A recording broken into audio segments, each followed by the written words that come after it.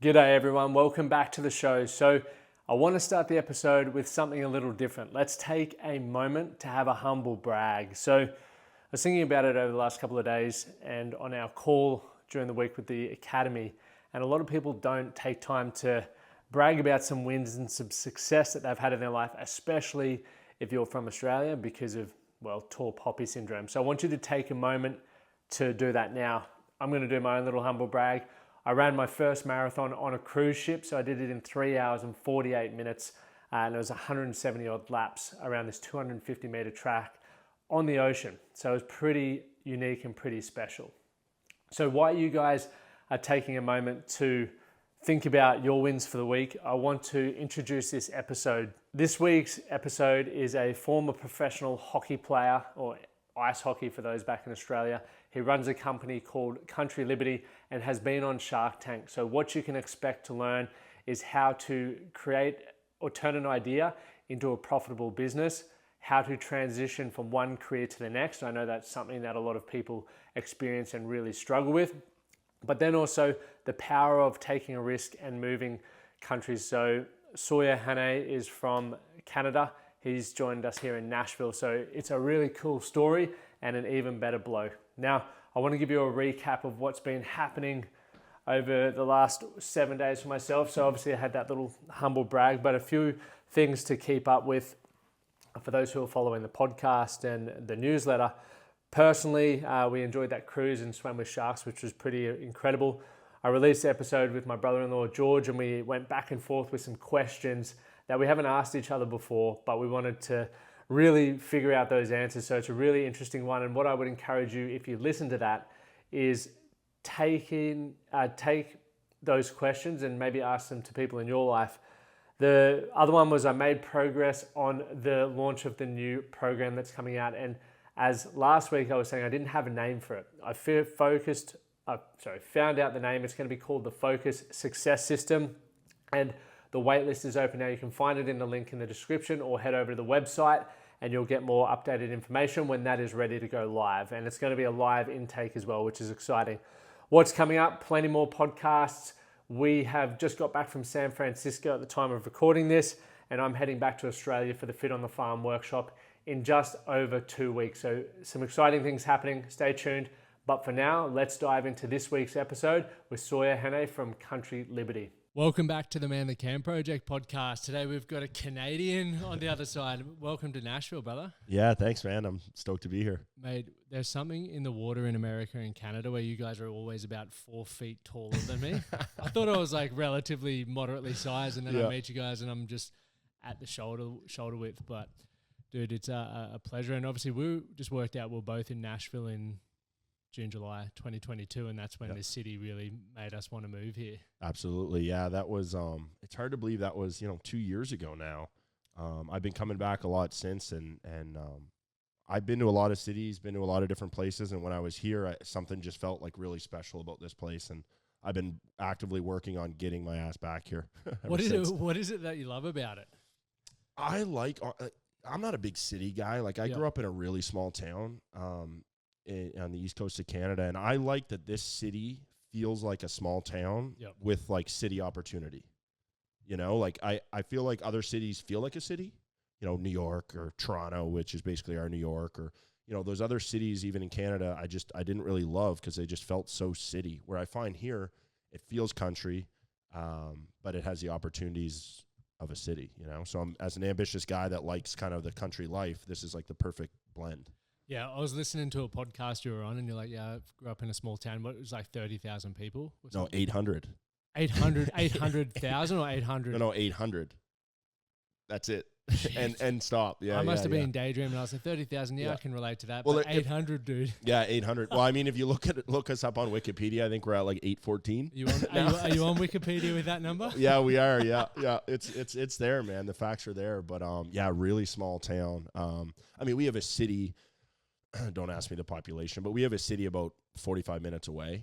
So we're not like completely out in the middle of nowhere, but it's a 45-minute ride to get to, your closest, Walmart or something, or movie theater or whatever constitutes a city. Beautiful about being isolated in a way where you can appreciate I guess the peace and quiet, and life is very I feel like it slows down because you don't have a lot of things to focus on. So you can actually just enjoy the present moment. But then, as you said, 45 minutes away, you can sort of get into the hustle and bustle as you are ambitious. And very similar to me, I dream of being back on the farm and having that peaceful life. But then my wife's like, do you really want to go back to the farm? I'm like, well, I'm pretty ambitious as well. So maybe like find that sweet spot where that balance. Yeah. Yeah. My goal, my long-term goal would be to, and this is premature probably to say this, but have a place here, you know, maybe own a house out just slightly outside the city. Yep. And then I have a house back in New Brunswick that I have no plans on selling. I've had people want to buy it and I haven't even considered it because I love it.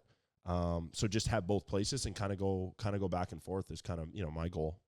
It's cool that you're thinking about that. And I guess, we can jump there and then we'll go back and find out more about how we got here. But having a goal and obviously that being important, the business that you've created, you played hockey to get to this point as well. But I am always curious with people who build businesses around what their goal outcome is and what success actually looks like from them. Would you be able to sort of pull that apart, what it looks like for you? Yeah, well, I mean, now with maturity and experience and things, I kind of have more of a structured plan, but I didn't start that way. Like naturally, I'm a pretty disorganized guy. I'm very widespread, honestly. Like I love a lot of things. Yeah. Actually, when I was on Dragons Den, I was called a jack of all trades, master of none. So that was kind of that was kind of a dig at me, but I was like, I can't even argue. Like that's kind of how I'm programmed. So lately, I'd say in the last 2 years, when I kind of got further educated and more mature and experienced, I realized, okay, the importance of a plan. And my plan as of now is what I just kind of mapped out for you, having the balance of both and selling within both markets and things like that. But when I started, man, there was no plan. I took $400 and I was like, geez, I hope to make my $400 back. You know, that was my goal. Yep. And I just kind of started and I just followed the bread trail. Like I just followed what seemed to be working and just kind of bounced around following that general route, like making mistakes here and there off course, but then like just kind of being corrected on my course. And things just like the market just kind of spoke for me and said, you know, there's something here, like Sawyer, you need to continue, because the market was just supporting it. You know, I didn't have a grand plan. I had no plan at all. I just wanted to make my $400 back, you know, and then it just kind of happened. I mean, this was me in my early 20s too, so take it with a grain of salt. But yeah, that was kind of the plan. Like there really wasn't one until later. And now I'm realizing the importance of that structure and strategy and plan. And now I'm looking at it from a personal perspective too. Like, where do I want to live? Where do I want to spend my time? You know, I'm not like in my early 20s starting a business anymore. You know, I'm 31 now and I got to think about like what kind of life I want to live. And that's why Nashville to me is such a perfect blend of personal opportunity, personal fulfillment, and also a lot of business opportunity here in the city as well. Yeah, you nailed it there as well. And I think going back to like just wanting to make your first $400 back, I remember when I started in business, mine was $600, I think, the loan, and I took it from mum because I had no money. And my goal was I just got to make this back. But as soon as I made it back, I had this insane level of confidence. And I'm like, if I can make $600, $6,000's coming. And then when I did that, and it just keeps compounding, and much like you, the market sort of speaks to it, or it directs you where you need to go. And if you stick around long enough, you'll really get to where you want to go. Yeah. When you initially set out and invested that first $400, aside from making the $400 back, what did you believe was going to be possible for you? Well, the whole reason why I started Country Liberty was I was moving around. I left my town of 800 at 16, and I moved to Halifax, which is our biggest East Coast city. Still not like a major city, but for us, that's a big city. And then I got drafted to the NHL, so I started traveling to Vancouver, which was a bigger city. I went to camp in Chicago at one point, kind of through the Vancouver program, which was another bigger city. And then I eventually moved to Salzburg, Austria in Europe at 19. So I was gaining. Dude, Salzburg is so beautiful. It's stunning. Like, wow. The mountains and the lakes and stuff. The lakes there, man.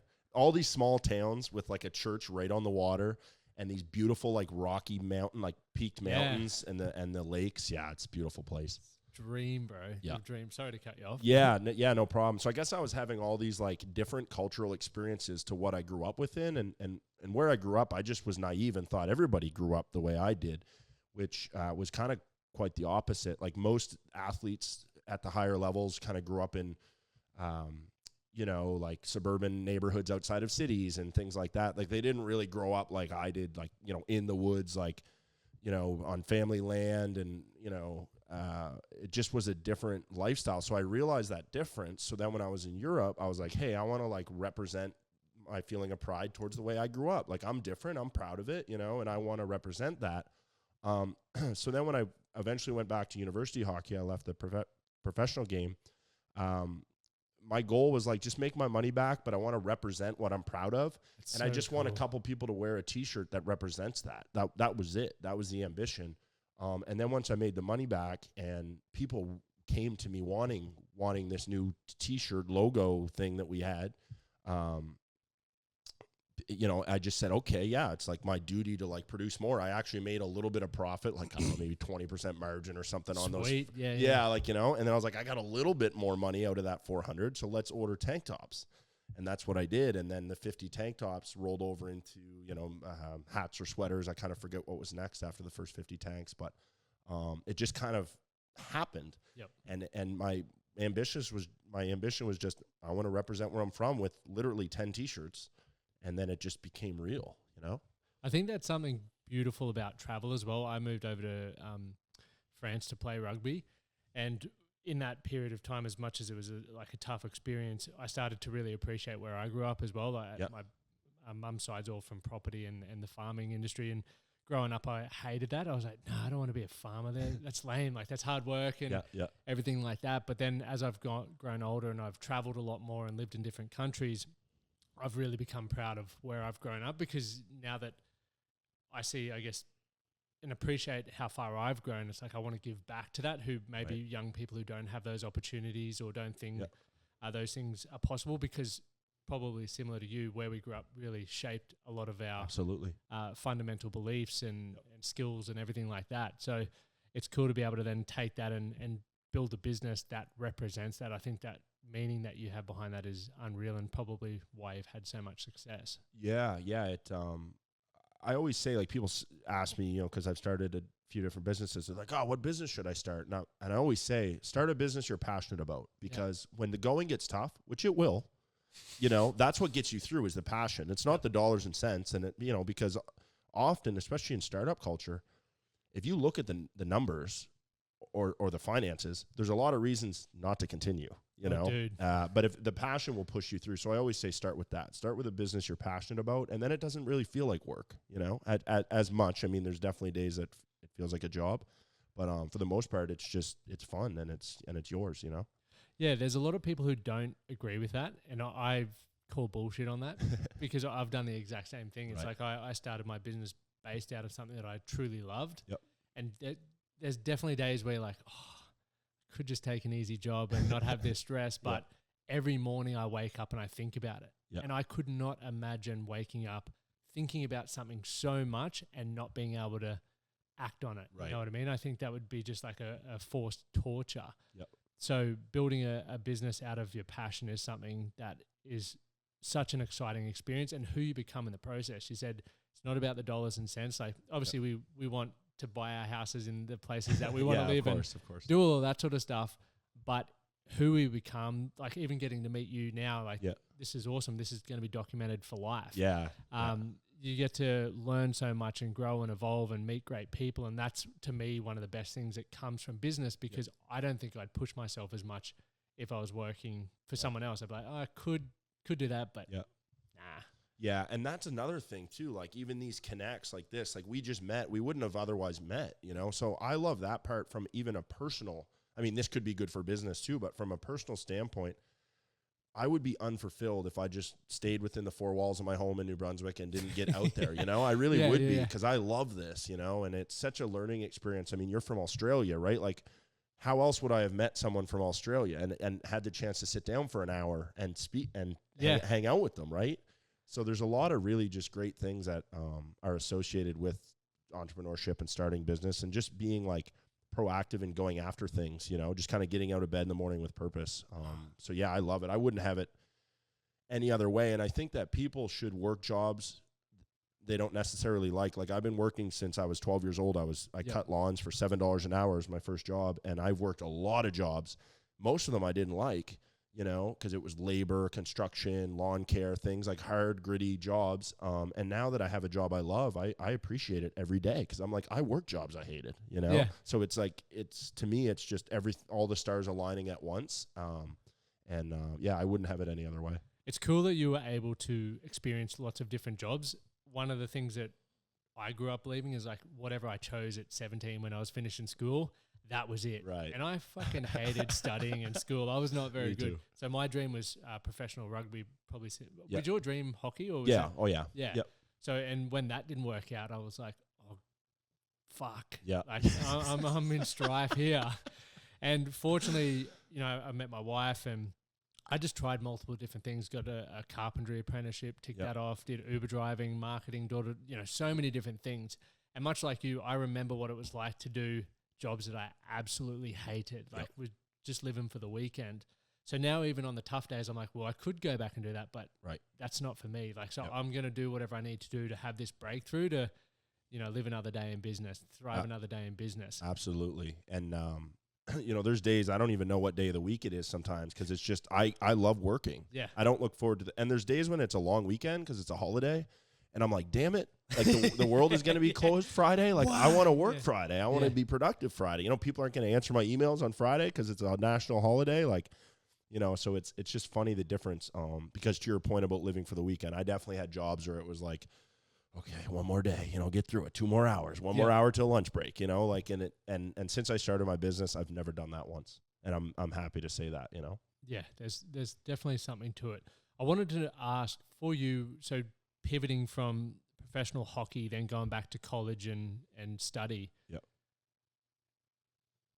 What gave you the drive and ambition to do that? Because when I reached that fork in the road, I was just lost and I didn't know what was next. I never really wanted to study, or I never thought I could start a business. So I was just like drank myself to oblivion for a while until I had nothing else going on. So what was it for you that was like, I'm going to go study? Well, universities was weird for me because my mother had gone to university, but it was never really talked about because my mother grew up in New Jersey and she moved to Canada to marry my father, have kids and things. So we were very much living in my father's like ecosystem. Yep. He was a person that always said, you know, you don't need a degree, you can have success. And he did have success without a degree. So in my family, university was never really talked about. And I believe I was the first in my extended family within like, let's say the first cousin range to go for a degree, if not the first, the second. So it wasn't really talked about. And in high school, I wasn't a good student.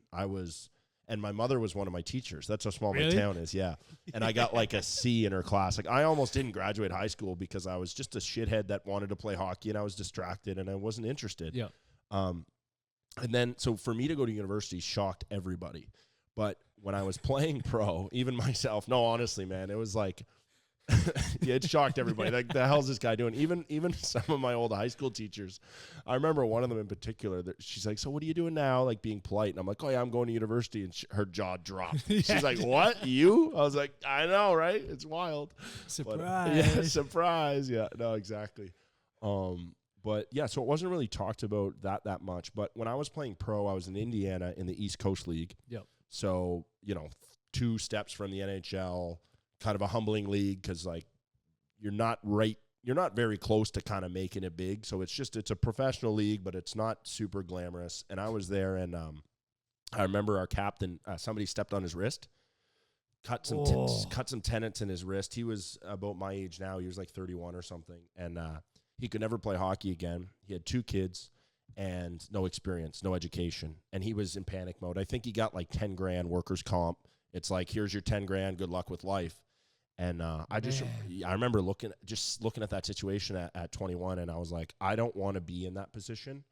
I don't want to be at the mercy of an injury. I don't want to be at the mercy of my coaches and stuff, because I've seen a lot of the business side of hockey, politics, and that's when I really said, like, I want to control my own fate. And I left pro at that point to go back to school, which again shocked everybody. I got an athletic scholarship, which if it was academics alone, I never would have got into school. So very thankful for that. I got in, but then I started learning about business, and my degree is in economics, but I took I'm missing one course of having a double major for a business degree. So I took a lot of business courses. That's my minor and almost my major. And I got obsessed with business and learning. And all of a sudden I started getting good marks, which shocked everybody. Yeah, surprise. Yeah, including myself. So I was like, all right, this ain't so bad. I like this. And then I started my business. And at the time I wanted to accelerate my degree to play pro again. The deal with myself was I have this full ride scholarship. It's a really great opportunity. I can play hockey, go to school, get my degree, which at the time was my insurance policy in case someone steps on my wrist when I'm 31, my fallback is this degree, and I made that agreement with myself. So I accelerated my degree. I finished it in 2.5 years, overloaded summer session, intersession, just went right through it. Because I started at 21. I felt like pretty old being in first year classes at 21 after like traveling the world and whatever. I was just like, I want to get this done as quickly as possible. But through that process, I learned about business, and I started Country Liberty in university. So I started kind of slinging T-shirts on campus in the backseat of my car, just like super rogue, just kind of doing it that way. And then by the time I graduated, I was at a crossroads. It's like, do I go back and try to play pro again, or do I continue on this business thing? And the business had like under 50,000 in sales overall, like over a year and a half or whatever. Like it wasn't enough to sustain an income, but it was enough to prove concept. So I was at that crossroads, and ultimately my decision was, after injuries, after the business side of hockey beat me around, after all those things, I just decided, I was like, this business is the game I can play forever, for one. Injuries and things aren't going to like really occur in business. I mean, some businesses paper cuts. Paper, exactly. Like nothing's going to take me out, right? So then I can't provide for myself or my family over the long term. And I really enjoy it. I loved hockey. I loved business. So to me, a lot of athletes do have that identity crisis of like, what do I do next? But I never really had that, because I had two really good options when I graduated university, and I chose the business route. So I never felt like I had nothing else going for me, so I better try this business thing. I feel like I had two good options, and it was a difficult choice to choose one or the other. But there was never really a gap of like identity crisis where I didn't know what to do. I just kind of took my passion for hockey and poured it into business and never looked back. And it just makes me realize how much I didn't have another option in my life. Like I'm sitting here thinking, how did I just not even consider anything else?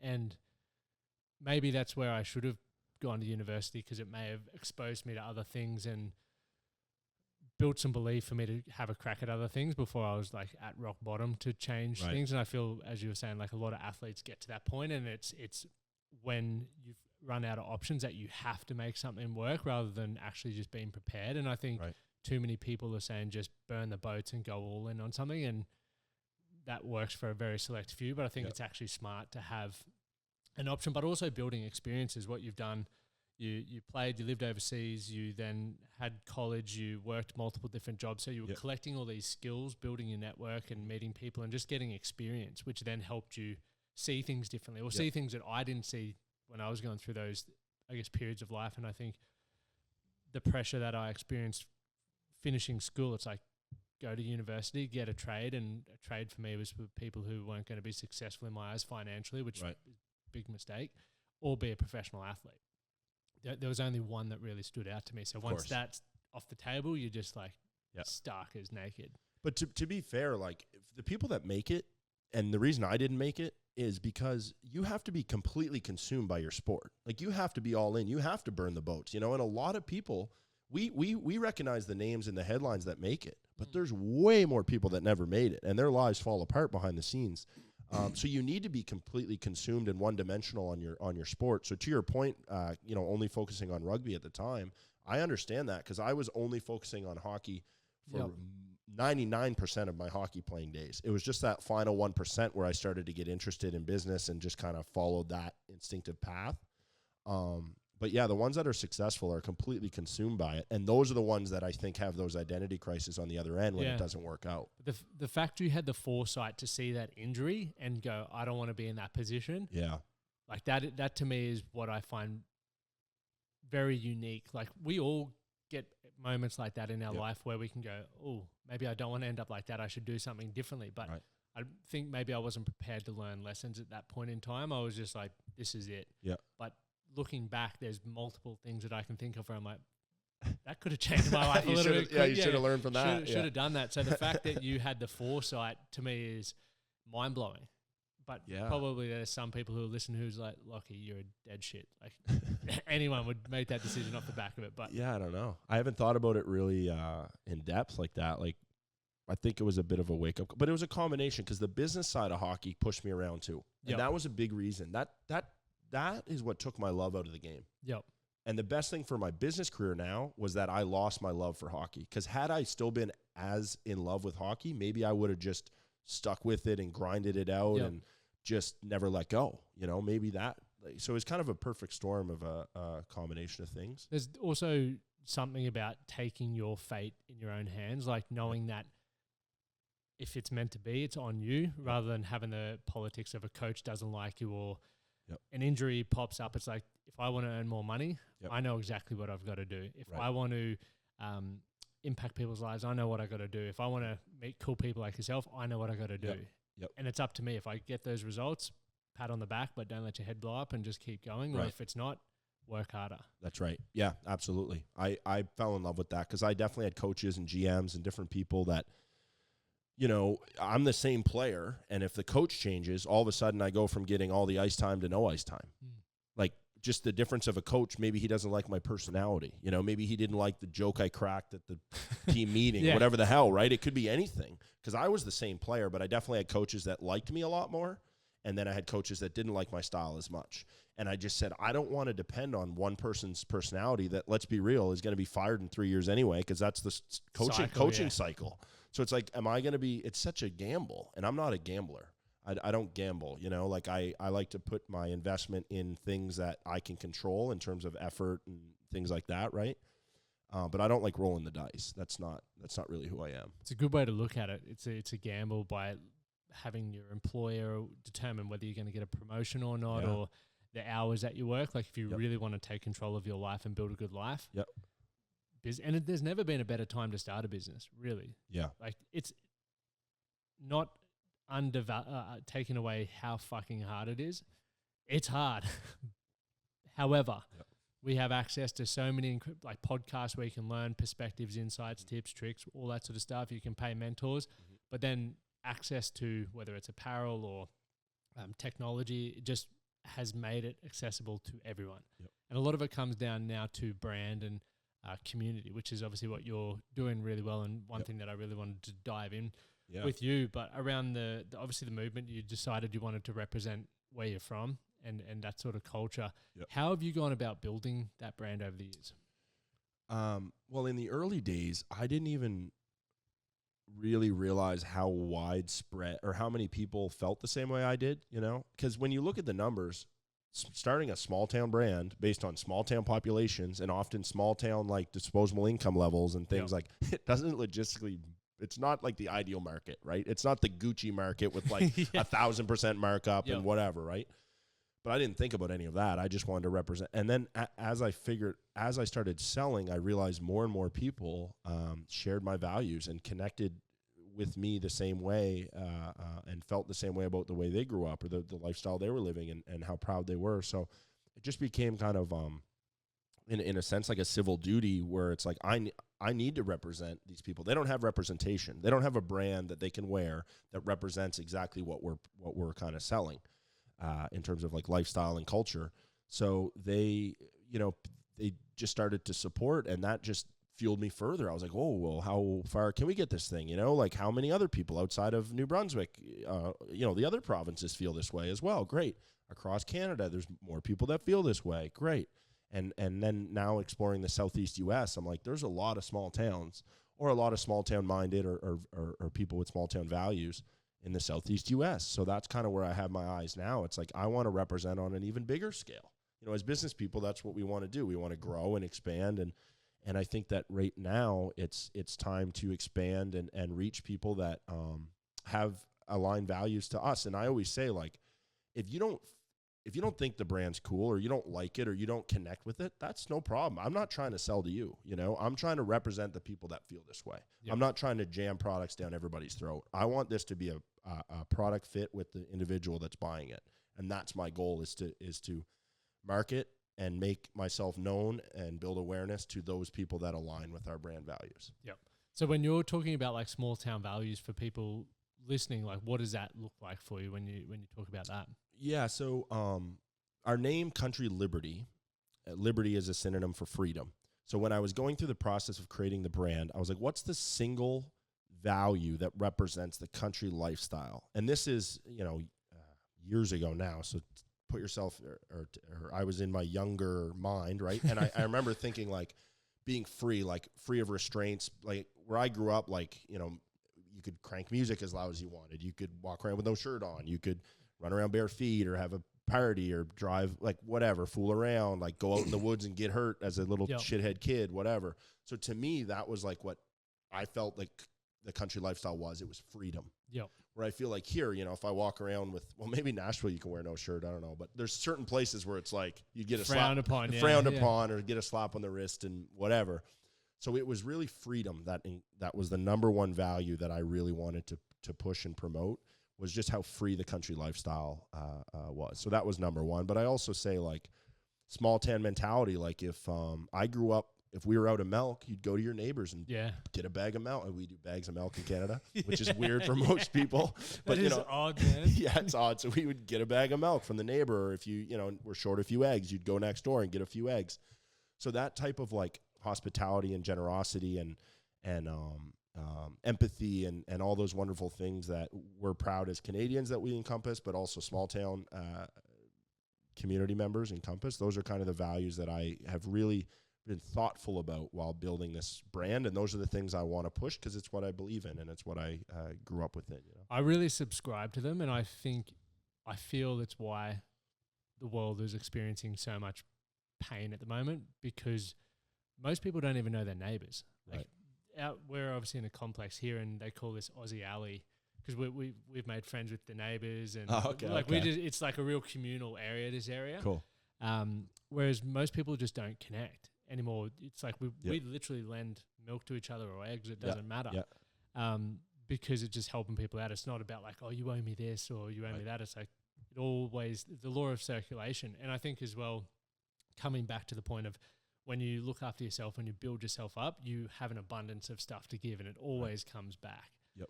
And a lot of people are feeling lonely. A lot of people are confused. They don't know what they believe. They're being told to believe certain things, and maybe they don't subscribe to that, and they get picked on for disagreeing with things, so they don't. So everyone's just like tiptoeing on fucking eggshells. Yep. So I think then when what you were talking about there with like freedom for me, means not having to stress about money. It means being able to be authentically me, show up how I want to show up, the Aussie Lachie, not feeling like I have to be, wear a suit all the time, or all of those subscriptions that they tell us that we need to be in order to be successful. That didn't work for me.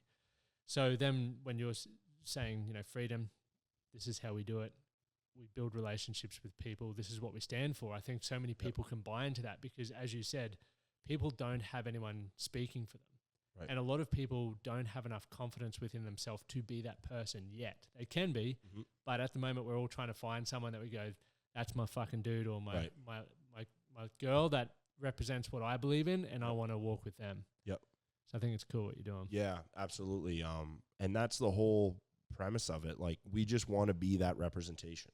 That's my goal. And I want to represent the people that feel the same way. And if you don't feel that way, it's no harm, no foul. But I don't expect you to buy my stuff. Yep. You know what I mean? And that's fine, because there's enough people that align with America, the brand. Man. Yeah, especially in America. Like it's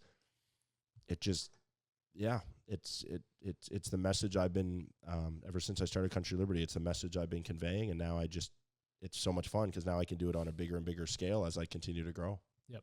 What have been some of the challenges you've faced in business? So we quickly touched on and we haven't dove into, but you're on Dragon's Den. For those in Australia, it's called Shark Tank. Yep. And I think in America it's Shark Tank. Tank as well, yeah. So can you run us through what that experience was like, what that taught you and how that's helped you? And then I'd love to sort of chat about some challenges. Yeah, well, the funniest thing internally for me with that is like going back to school. Like, I couldn't get through a presentation at school. Like, I could not get through it. I was like, I think they just passed me because they didn't want to deal with me the next year, and then I go on and do a presentation in front of the whole country, and so it was such a different experience, right? And But it's just like anything, it's all preparation. Like, you need to really prepare, and I knew that. I did not want to make a fool of myself on TV, so I over-prepared. Really happy that I took that approach because I felt very comfortable, Yep. you know, being out there. But, yeah, that could have been really bad because on the Dragons and CBC, which is the production company that puts it on, are two very different entities. They want two very different things. The Dragons want good business people and business opportunity. CBC wants good television. So good television can be embarrassing the hell out of yourself, right? Yep. And the Dragons don't really care. They understand there's a TV component if you go on and kind of skunk yourself. So, you know, knowing all of that, I watched the show. I watched every episode of the show up until the date that I went on. Took notes. I did a lot of configurations on the numbers because I know what they viewed was a good business. Yep. X profit margin, X profit, X revenue, so on and so forth. So I knew not to go on if my numbers were not like interesting to them in that ballpark. Exactly. And oddly enough, 2 years prior, I because they have tryouts, they come to every province, which in America would be every state. But they come to every province and they do these pitches with producers. So you go, that's like the first tryout.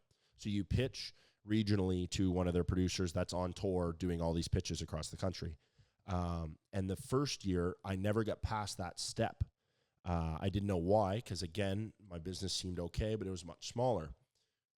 The second year, my ego was like bitter, so I never tried out. And then the third year, I impulsively was like, I'm just going to go try. I seen an ad on my phone. It was in the first quarter of the year, and I wasn't that busy that day, literally. So I jumped in my truck, drove 3 hours, did the pitch with no expectation, because the first time I got rejected, I was a little crushed. So this time I was like, I'm just going to wing it. I'm not going to invest like days worth of work. I'm just going to wing it. But then my business was bigger. So the producer liked what they saw. And then I moved on to the next step of valuation. And that was in, let's say, February. And then March of 2020, as we know, COVID. Things happened. Things happen, right? So all of a sudden, life as we know it is flipped upside down.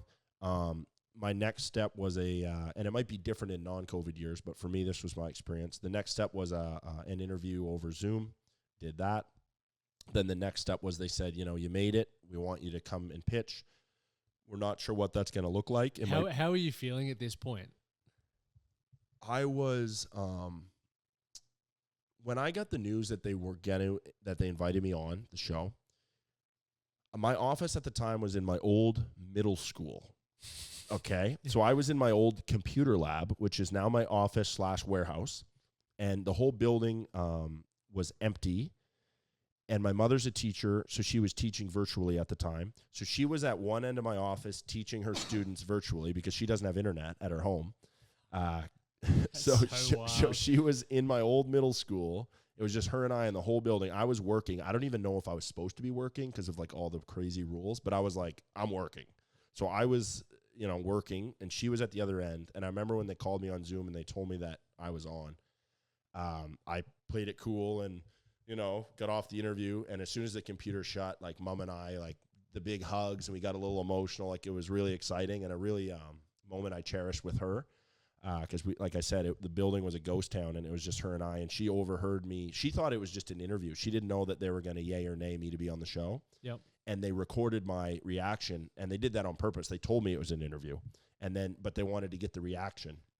So I didn't really react because I was just like robotic. But then I reacted off screen with Mom. So that was really special. But there were so many question marks because it was COVID. They said, you know, is the pitch going to be virtual? Are you going to come to town? We're not sure. And I knew, being obsessed with the show and not being that afraid of COVID, I was like, I want this to be a real experience. I want this to be in person. I want the real deal. Like I didn't wait for a long time, years to go on this TV show, to do it from my laptop in my living room, you know? So, then they gave me the option. They weren't sure when we were going to film or if we were going to film, because the rules were changing every 2 weeks. And then they finally said, sorry, you can fly in, but if you test positive for COVID, you're done. You're not going to get on. Or you can drive, and if you test, same rules, if you test positive, you're out. But I figured driving would be safer because I wouldn't be in an international airport, right? Yeah. So I drove 14 hours to Toronto. I had to sign an NDA. So nobody, like at the time our provinces were on lockdown. You weren't supposed to leave the province. And if you did, you had to quarantine for 14 days. And anyone that left the province was viewed as kind of selfish, because it's like, we're all sacrificing our life. We're not traveling, but you're going to travel. What an asshole. What an asshole. So it was a weird thing. And I signed an NDA, so I couldn't tell anyone while I was traveling. So on the low key, I just left and went quarantined for 7 days in Toronto. Had to do a COVID test. Did my pitch. I had to be at the studio for 6 a.m. Yep. My pitch started at 8 a.m. I had no human contact. I was not allowed to bring anybody else with the pitch, no models, nothing, because all the social distancing, right? So even the producers, like, they were like, you know, go over there, like from a like they wouldn't even come and like hold my hand to bring me to my dressing room, right? They're just like, it's over there, man. I'm like, what? And like, yeah. So no one could get close, right? So I sat there antsy for 2 hours before my pitch. I was the very first pitch of the morning. I go out, nervous as hell. Yeah. Lights, like, just these. I could hardly see the dragons because the lights were so bright on me. And I always say, like, I didn't even realize my eyes were green until I watched that TV show, and the lights were just bringing out every color in my eyes, right?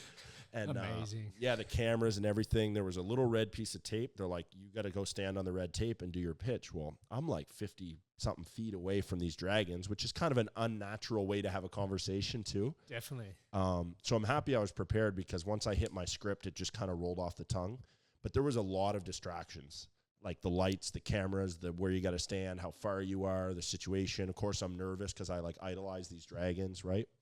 So just a lot of emotions. And the rules were you get 60 seconds of uninterrupted pitch. After 60 seconds, they're allowed to jump in. So I really built my pitch on a 60-second scale. I said, I need to get out XYZ information within 60 seconds, because they might interrupt and derail my whole pitch here. I got about 2 minutes of uninterrupted, so I got lots of time to say what I needed to say. That's awesome. Yep. Like, and, really. and then it was Q&A after that. So Q&A to me was more natural. But yeah, I got about a minute and a half or 2 minutes of just like kind of elevator pitch style.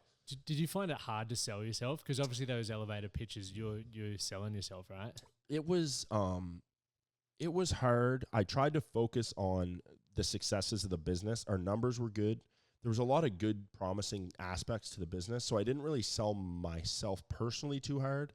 However, I did rope in, you know, I used to play pro hockey. I kind of name dropped a few things just to add credibility, which is always uncomfortable for me, because I don't want to sound like I'm bragging, but I also knew I needed them to know that I'm not just a joker. Like I'm, you know, I have a background of success and I'm here to succeed. Like I'm not just here because I want to be on TV. Hey, Mom. Yeah, hey, Mom. All right. Yeah, my business is shit, guys. So I'm going to go home now. I'm going to let myself out. But yeah, exactly. Right. So yeah, it was bragging yourself up is always uncomfortable, you know, but I did have to do a little bit of that just because I wanted to put my best foot forward and know that I left it all on the table, you know. I think it's an important skill to develop, and I think a lot of people are uncomfortable with it because we don't want to be told we're bragging or we're big noting or we're full of ourselves. However, to get what you want from life, you have to put yourself out there and you have to lead with the best foot, because especially now, people's attention span's shocking. So if you can lead with those key points that maybe shows that you have attributes of discipline and all the things that lead to success, people are more likely to gravitate to that, because going back to what we said before, people are looking to be led and influenced. Yep. And if you've got those qualities and have a few runs on the board, you can fast track your success. And that was one of the biggest things I struggled with. And I believe Americans do it super well. Like they're awesome at selling themselves and the American dream. And you're like, I'm buying whatever you're selling. I don't care. Yeah. And what I've learned is here is like, you've got to do that, because people are, you know, there's a lot of transactional conversations that happen here, which is fine. It's the nature of the beast. Yeah. So every day it's like, I've got to pitch what I'm doing and what I'm here to do. And it's uncomfortable. However, the progress and the growth and getting comfortable with that changes with that, and you end up getting better results from your life. And like, that's what we all want. Yeah. And it's noisy too. Like if you don't say things that are memorable, people forget, because they meet it's such a dense populated country. Yeah. Right. So like if you don't stand out, you don't stand out, you know? So in a lot of ways, to your point, you kind of have to say things that are memorable or that will separate you from the noise. Yeah, to me, I look at it as like standing up to stand out. A lot of people, we're fearful to have our own opinion or share what we're good at, but it's like that's us standing up and going, look, I'm here. This is what I'm aiming to achieve.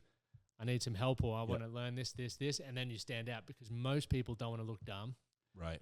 I feared looking dumb and making mistakes, but it's like I'm very comfortable with that now, because I know that you have answers that I need to learn to improve my life. So many other people do, so I'm willing to put my hand up and ask for help and ask what's perceived as a dumb question to get the answers from the people who have it. And to me, that is me standing up, because normally I just sit down and go, I'll jump on Google after and ask it. And it's like, well, I've just delayed my own success because I didn't want to put my hand up or whatever that looks like. Which is ego too, literally, right? 100%. If you can set your ego aside and get vulnerable and stuff, a lot of positive results are on the other side of that. What's your biggest fear? Talking about ego, what would be something that you fear in your life, like that you're working hard to avoid, whether it's through business or the man that you're becoming? That's a good question. I used to be afraid of heights, but now now I just jump off stuff to like overcome it. I'm still just as afraid, but I'll jump. I don't know. Something that's really important to me is like being a good family man, being a good husband one day and father and stuff. That's something really on my mind. I'm not going to say I fear it, but that's something I very actively am working on myself to become. So that's, pretty well outside of business. In terms of business, I'm competitive. Like I don't want to lose, right? But I'm not afraid of losing in the way that I know I built the proper skills to do it all over again. But I just don't want to take a step back. I don't want to lose. I don't want to like lose everything and have to start over. So in terms of like fear, maybe that would be one of my fears. But I'm not, like I said earlier, I'm not a big gambler. So I certainly never get over leveraged to a point that like my life would just combust if things went bad. And I feel like I've done it. I've built things properly in the way that I could build again if I had to, but I really don't want to. No one does. It's like the hard work. I think when you start anything, it's like this bell curve. In the beginning, it's like heaps of late nights, lots of fucking mistakes, and then eventually you learn to become more efficient. You create leverage through team members and whatever, and then you can sort of grow with a bit more ease. But it's an interesting question to think about, because I feel like most people who have an ounce of ambition, there's something in their back pocket that they're trying to run away from, I believe. And I think my psychologist thinks that's not healthy, but I'm like, I'm running from a lot of shit.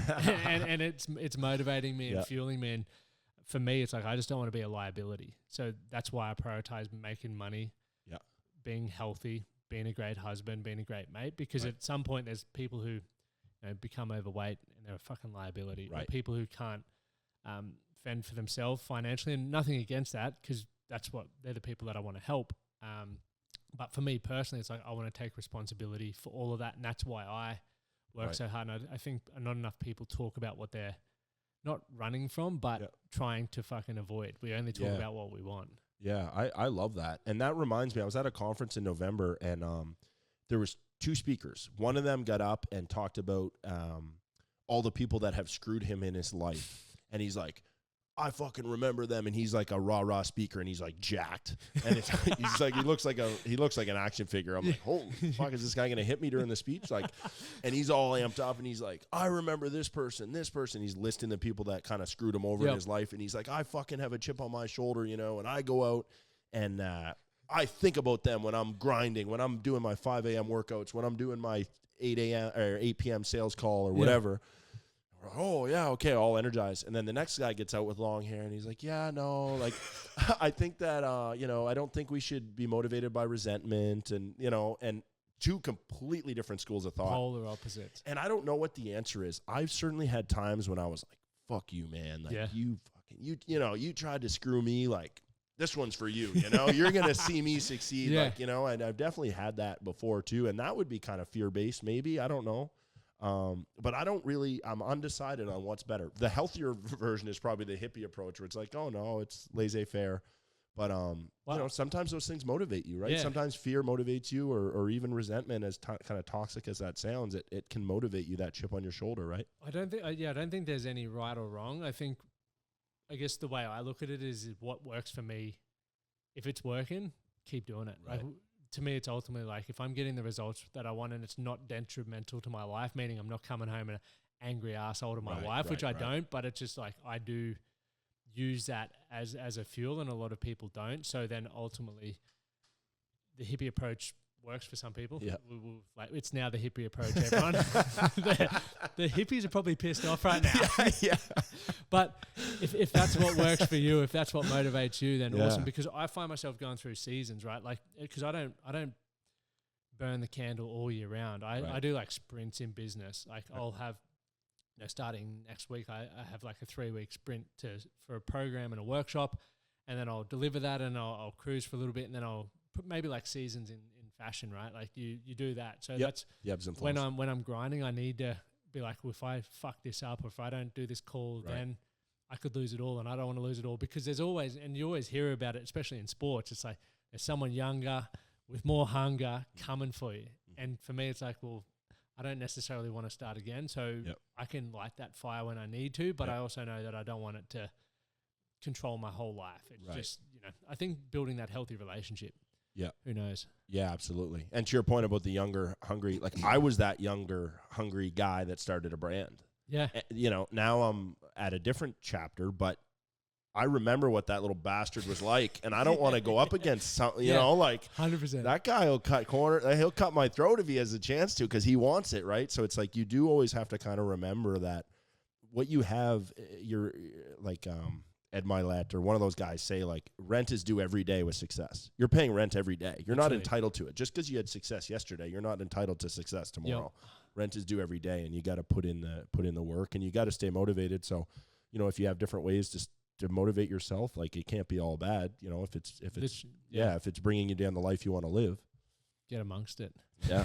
I mean, I'm for it. There's definitely people in mind, like I don't hold the resentment, because I've asked myself this question after I reflected, and I was like, geez, I am a little resentful towards a couple people, but I think the difference is I don't house the resentment 24/7. No. Every once in a while, it's just like a nice little tap on the ass, get going, Sawyer, but yeah, I'm not bringing it home with me, and it's not keeping me up at night.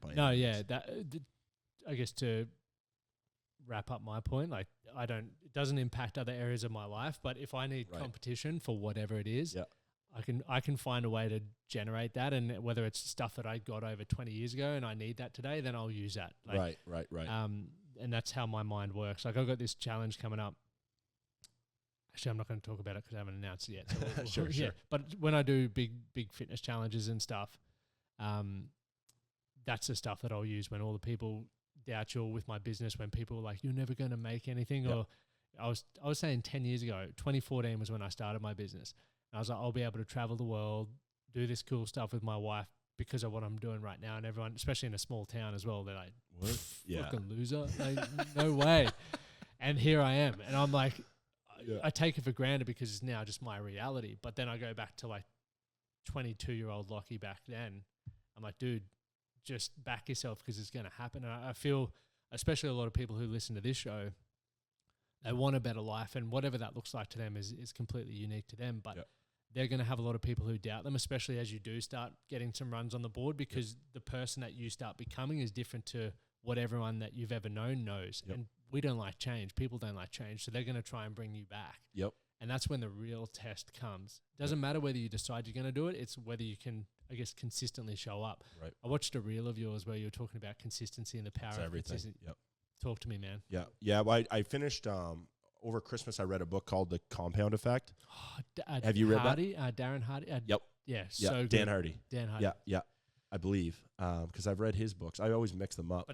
But you know what I'm talking about, the compound effect. Killer book. And it's just consistency in the sense, like, you could make a 5-minute habit part of your daily routine, and that will compound.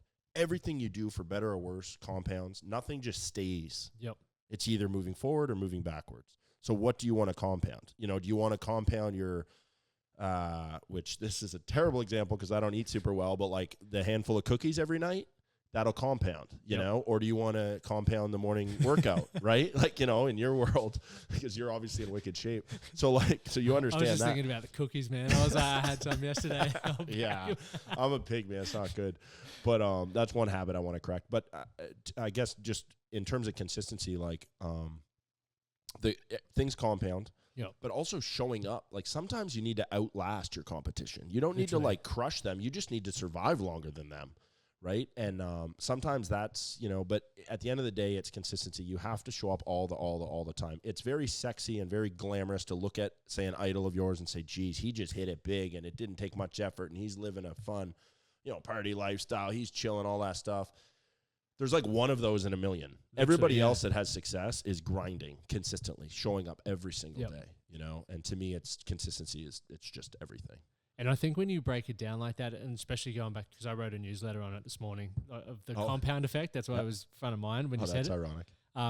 But it's like when you look at things as 1%, you can manage to improve multiple areas of your life at once. Because when people go, I need to go all in, like let's use a 6-week challenge fitness, people just shred down, they cut out alcohol, they don't do anything that they would normally do in their life. So it's not really a great representation, and they're not changing habits. And then the 6-week challenge is over and they go balls to the wall on the booze and the drugs and the cookies, and they blow back out again. Whereas for me, I go, okay, these are the key areas of my life. And for me, that's my marriage, time with my buddies, my business, my health, and lifestyle. So if I go, what does 1% better look like in these areas for me today?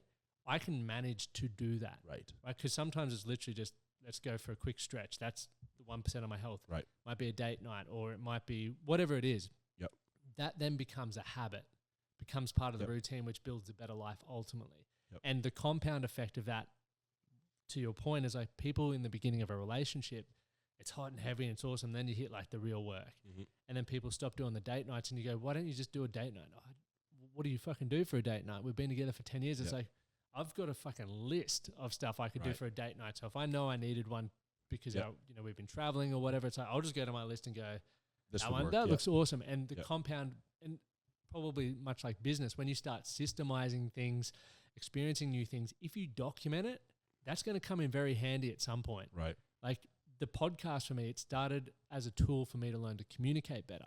It's now got me in the room with so many incredible people that maybe I would normally have to pay, like probably to even sit down with you, like to sit down with these incredible people. I wouldn't charge you. Yeah, thanks, I appreciate that. LaCroix. There you go. But like to learn from people like yourself who are doing incredible things, that is now, this podcast has afforded me from doing it for 7 years consistently. And I never started with that intention. So I think, to your point, the compound effect of just investing daily deposits in whatever it is that you want to improve and recording it, whether that's in a diary, in a journal, in your notes on your phone, doesn't matter. That shit's going to come in very handy at some point, whether you're starting a business for yourself, whether it's in the coaching space or podcasting or business, and you've got connections, notes, whatever, that you can then leverage, and it's going to fucking make you super efficient and super effective. Absolutely. But it's those tedious things, right? And people don't, well, I can skip that today, or I can, it's Literally. those tedious things that compound and build up. And there's an expression I like, the famous expression of the first million is the easiest, which is true in terms of like you have like liquid cash to like make more money with. Of course, that's the conventional sense of it. But the way that I interpret that is like the easiest million to make, the first million to make is your easiest because you become the person that can make $1 million. Just like someone that gets in really good shape, like it's not about doing a 6-week program and then laying on the couch all year. It's about becoming someone that values fitness. It's about habitually becoming that person that values fitness, or that person that can build a business to $1 million. Like, but it's all those very small compounded efforts over the course of time that give you that result. A lot of people wants to win the lottery and collect the money. But the realistic, like the logical approach is, you habitually compound all of those very positive and growth-minded efforts, and then eventually you get to a place where you can earn $1 million, not just win a lottery for $1 million, or get in really good shape and stay in good shape, because you become a person that values those things, and they just become ingrained in you over time. Dude, well said. Well said. Obviously for the Australian audience, you're not in Australia yet. Not yet. One day, who knows? We'll get across the pond.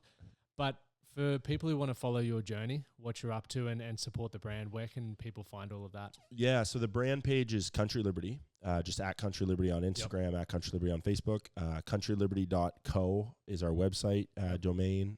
Personally, it's just my personal channels are all at Sawyer Hannay. I also just opened a resort in Q1 of this year that's at Cabina_house, so a tiny home resort based in Nova Scotia.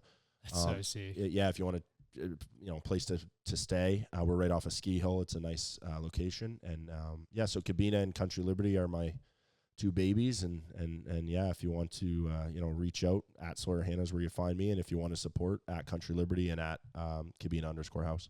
Dude, it's been an absolute pleasure, mate, and I look forward to obviously coming and check out your store this week at CMA Fest and obviously continuing to support your journey. Thanks, brother. I appreciate it.